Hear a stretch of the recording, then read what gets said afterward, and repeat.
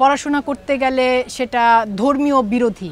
বহে মাঘ মাসে শীতের বাতাস শস্য সলিলা বরুণা। এই যে নারী শিক্ষা হারাম, সত্য মিশানো মিথ্যা, ভয়ঙ্কর। শিক্ষার জন্য প্রয়োজন তুমি সুদূর চীন দেশে যাও। আমরা যদি শিক্ষার কথা বলি, আসলে মূল শিক্ষার জায়গাটা হচ্ছে পরিবার। তারপর প্রাতিষ্ঠানিক শিক্ষাটা গুরুত্বপূর্ণ অবশ্যই, কর্মজীবন, পেশা জীবন বা শিক্ষা জীবন সেটা গুরুত্বপূর্ণ, তবে মূল শিক্ষার জায়গাটা হচ্ছে পরিবার। আমি একজন ব্যক্তি মানুষ হিসেবে আমার জীবনের আদর্শ হচ্ছেন আমার মা। আমার মা আমার দেখা এই পৃথিবীর সবচাইতে সুন্দর, আধুনিক, উদারমনা, প্রগতিশীল মানুষ। কিন্তু আমার মা প্রাতিষ্ঠানিক শিক্ষা তিনি ক্লাস 6 পর্যন্ত পড়াশোনা করেছেন। এটা আসলে আমি না এখন এসে এই ছোট ছোট হালকা কথা, যেমন আপনার কি রং পছন্দ, আপনার কি খাবার পছন্দ, এগুলো খুব হালকা কথা, আর এগুলো একবার দুইবার জানবার পর জানা হয়ে যায়। আমি বরং আমার বিশ্বাস নিয়ে কথা বলতে পছন্দ করি। আমার মেয়েকে 1.5 বছর বয়সে আমার মেয়ের কানে প্রথম রবীন্দ্রনাথকে পৌঁছে দিয়েছেন ওয়াহিদুল হক, সানজিদা খাতুন, ফ্লোরা আহমেদ, এশন ওয়াহিদ, রুনা খান, কেউ না, পৌঁছে দিয়েছেন আনোয়ারা খান, যিনি 6ষ্ঠ শ্রেণী পর্যন্ত পড়াশোনা করেছেন। আমার মা পড়াশোনায় এত ভালো ছিলেন, তিনি যে ছোটবেলায় যে সমস্ত কবিতা পড়েছেন, সামান্য ক্ষতি, রবীন্দ্রনাথ ঠাকুরের সামান্য ক্ষতি, আমার মেয়েকে ঘুম পাড়াতে গিয়ে তিনি প্রতিদিন ওই কবিতা শুরু থেকে শেষ পর্যন্ত শোনাতেন। আমার মেয়ে যখন মাত্র বোল ফুটেছে, কথা বলতে পারে, তখন আমার মেয়ে খুব আধো অস্ফুট বাংলায় সে সামান্য ক্ষতির শুরু থেকে শেষ পর্যন্ত পুরো কবিতাটা বলতে পারে।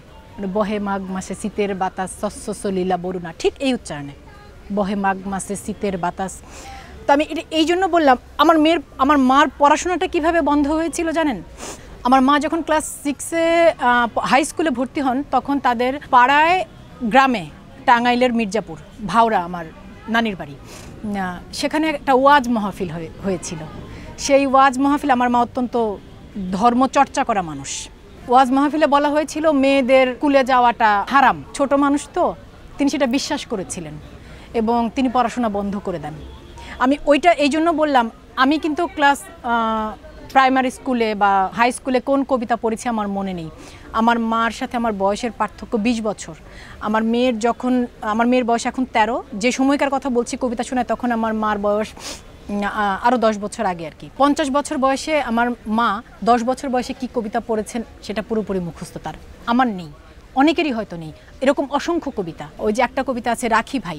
এই গল্পগুলো আমি এই জন্য বলছি যে একটা ভুল, এই যে নারী শিক্ষা হারাম বা নারীরা পড়াশোনা করতে গেলে সেটা ধর্মীয় বিরোধী, এই যে মিথ্যা প্রচার, এই যে ভুল প্রচার, হ্যাঁ, এই প্রচারের কারণে আমার মার মতো অসংখ্য মেয়েদের জীবন এখনও শিক্ষার আলো থেকে বঞ্চিত হচ্ছে। ভুল ব্যাখ্যা। আমি একটা জিনিস খুব বিশ্বাস করি যে সত্য সুন্দর, মিথ্যা অসুন্দর, কিন্তু সত্য মিশানো মিথ্যা ভয়ঙ্কর, ভয়ঙ্কর, পৃথিবীর সব কিছু ধ্বংস করে দিতে পারে।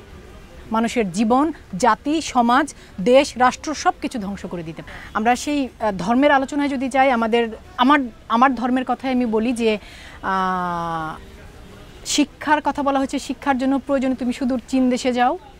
ব্যবসা বাণিজ্যের কথা যদি বলি, নারীদের কাজের কথা যদি বলি, আমাদের নবীজির প্রথম স্ত্রী, তিনি 40 বছর বয়সে তিনি একজন ব্যবসায়ী ছিলেন। তার মানে আসলে কিন্তু আমাদের ধর্মে কোনো কিছুর বাধা নেই। এগুলো এখন যারা ধর্মকে ব্যবহার করে ভুল ব্যাখ্যা করছে এবং সেই ভুল ব্যাখ্যাটা দ্রুত ছড়িয়ে পড়ছে, দাবানলের মতো ছড়িয়ে পড়ছে। তো এই ভুল ব্যাখ্যাগুলোর অবসান হওয়া উচিত এবং এই জন্য সরকার একলা পারবে না। এই যে অন্ধকার ছড়াচ্ছে, এই জন্য আমাদের প্রতিটি মানুষের জায়গা থেকে কথা বলতে হবে। যারা বিশ্বাস করেন, যারা সচেতন, যারা আসলে জানেন সত্যটা কি, সত্যটা আমরা যারা জানি তাদের প্রচার করতে হবে, মানে সত্যটা বলতে হবে।